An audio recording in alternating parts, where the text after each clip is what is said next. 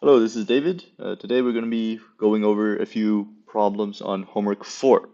To start off, uh, problem 4, we are given a PMF and we're asked to find whether or not it's a valid PMF and find its CDF. So for part A, um,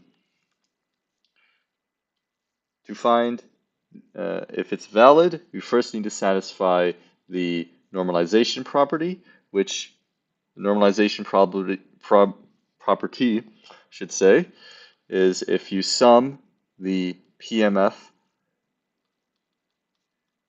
you should get a total probability of 1. So you plug in all of the values, the possible values for the PMF, and you should end up with 1. And this is, if you do the math here, you will find that this is indeed equal to 1.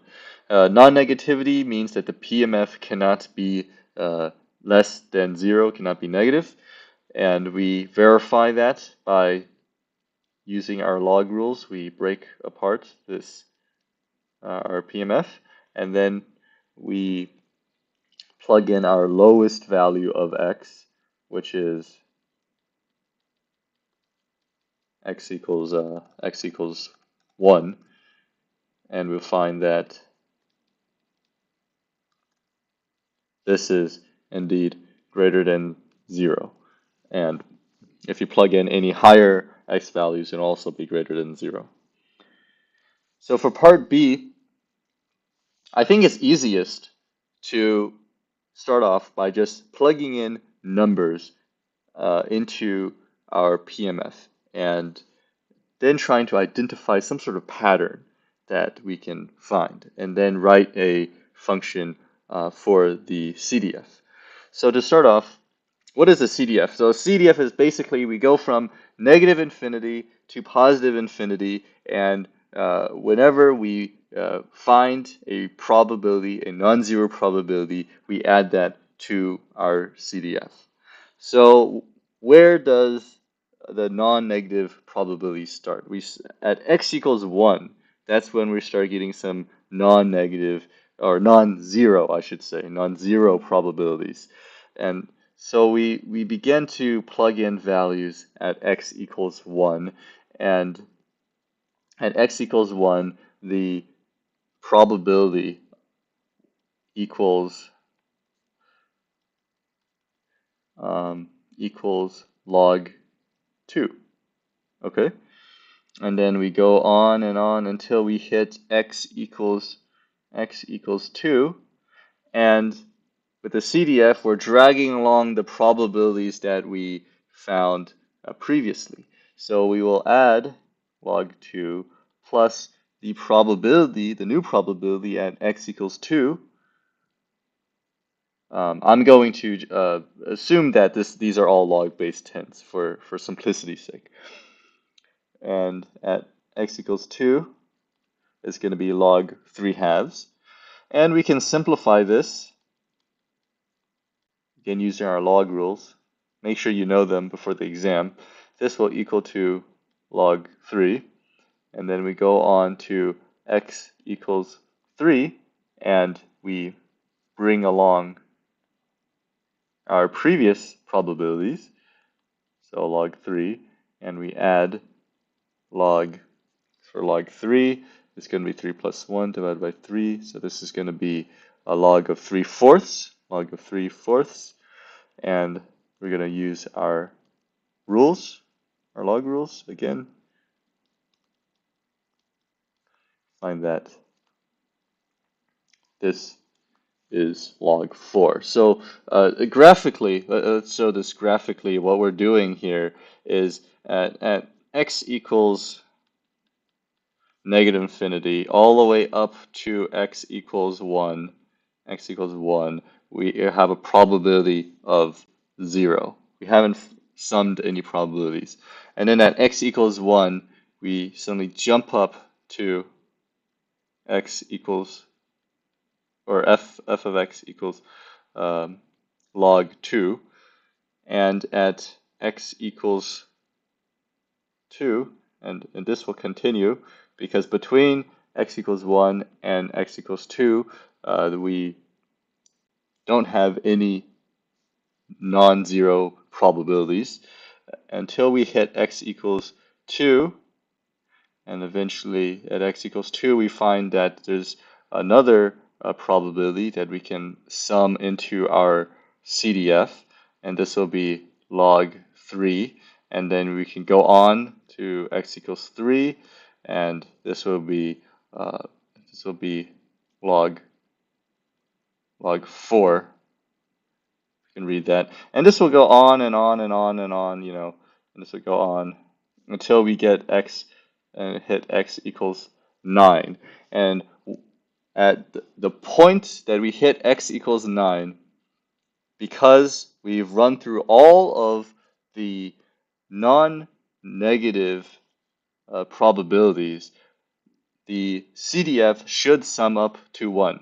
So at x equals 9, the CDF should sum up to 1, because we already verified in the previous problem that this is a valid PMF, and when we sum up all of the probabilities, we get a total probability of 1.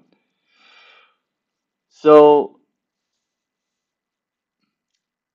to make our lives easier, instead of doing this manually, plugging in the values and then adding up the probabilities as we go on and on, we can do this in a more intelligent way, or more efficient way, and just think about how can we write a function to represent this pattern here. And one way is we say, okay, let's define a variable n. And let's say we'll have log of n. And if n is between, or if x is between n minus 1, including, to n, this will represent our CDF. And to explain, let's just plug in, let's say n equals 2. If n equals 2, log 2, then we'll find that between x equals 1 included, this is included, and x equals 2 not included, because at x equals 2 we jump up to a new probability, because there's a new probability at x equals 2. So that's going to be a different CDF value there. But between x equals 1 included and x equals 2 not included, the CDF is equal to log 2. And for n equals 3,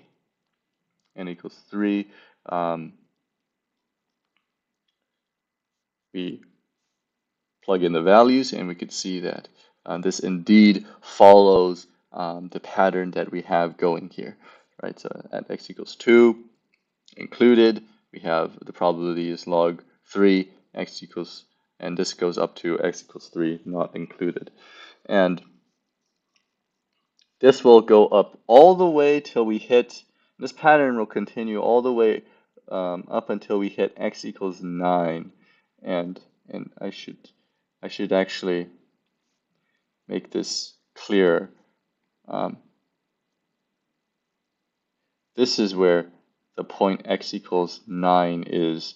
Because at x equals 9, we've finally summed to all of our non-zero probabilities. And after x equals 9 towards positive infinity, the function will always, the CDF will always have a value of 1. And so I think we're ready to write the CDF now.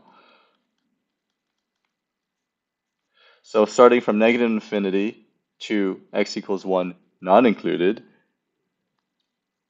is 0. Right? See in the graph that this is 0 if x is less than 1. And starting from x equals 1 included to x equals 9 not included will follow this pattern here.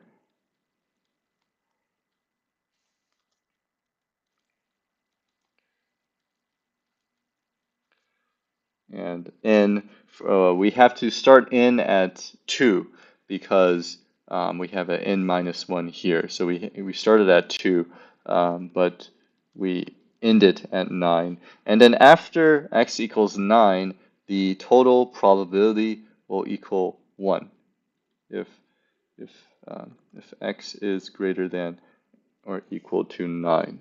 And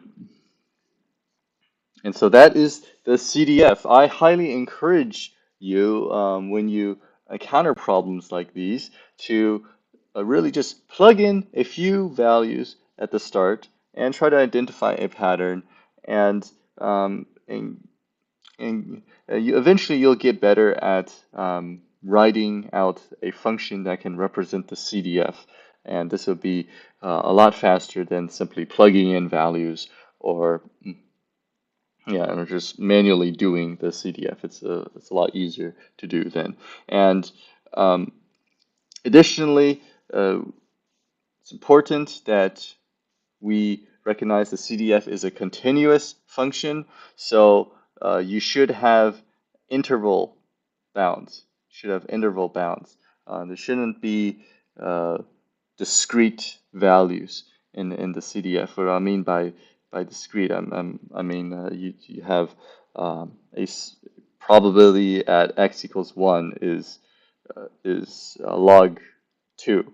The probability at x equals 2 is log 3, for example. Well, now there's a gap between x equals 1 and x equals 2 that was unaccounted for.